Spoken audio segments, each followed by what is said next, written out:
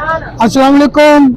इस वेले मैं नवाब चौक दे विच मौजूद हाँ ते जिथे पूरी दुनिया दे विच हजूर सल्लल्लाहु अलैहि वसल्लम दा 1500 जिहड़ा मिलाद मनाया जा रहा ते अज पूरी दुनिया के मुसलमान जिहड़े ने हजूर दी आमद ते खुशियां मना रहे हैं। ते इस वेले मेरे नाल डॉक्टर मियां दाऊद रात लाली साहब मौजूद ने। उन्होंने तो पूछते हैं कि अज जो जश्न मिलाद मनाया जा रहा है, हजूर दी आमद ते मनाया जा रहा है, तो वो नवी पीढ़ी को की मैसेज दे सन कि आलम इस्लाम वास्ते अज वो की मैसेज दे सन। ते दूसरा जो अज साडे पूरे पंजाब दे विच हाड़ आए है उस लिए जो मुसीबत ज़दगान ने उन्होंने लिए आवाम नाल की गल कर सन। जी मियां साहब।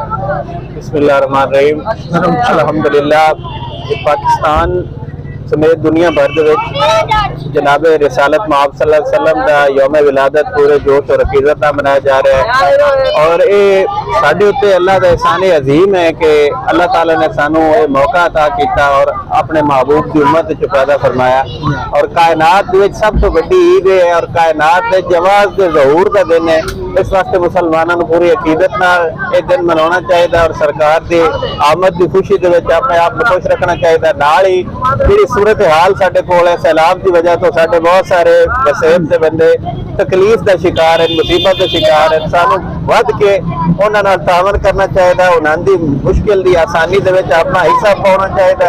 जितना भी इंसान का अपना किरदार हो तो मुमकिन हो अदा करना चाहिए।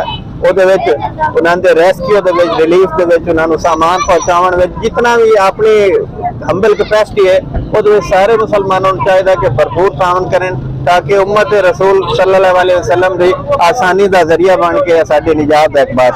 बहुत शुक्रिया जी। मियां साहब का कहना है कि यह घड़ी साडे उत्ते बहुत बड़ी घड़ी है, अल्लाह की तरफ आई है। तो सारे मित्र सज्जना नूं चाहिए कि हाड़ पीड़ के वेले अपने जिहड़े सलाब जदगान ने उन्होंने बढ़ चढ़ के खिदमत करनी चाहिए है। ये नहीं कि तुम जाओ एक डब्बा दे के वापस आ जाओ, उन्होंने होर भी लवाजमात जिहड़े वो चाहिए होंगे। ये नहीं कि उत्थे फोटो सैशन करा के और जो ये गलत गल है, तुम अगर उन्होंने इमदाद कर रहे हो तो उन्होंने इज्जत नफ्स जी है वो मजरूर ना करो, ये फोटो बना के अपने आप को प्रमोट ना करो। तो मैं सारे सज्जना मित्रों बेनती करांगा कि जो लोग उत्थे जाके उन्होंने खिदमत कर रहे हैं फोटो सैशन तो जनाब करन, क्यों जो वो भी बहुत बड़े खुददार लोग ने।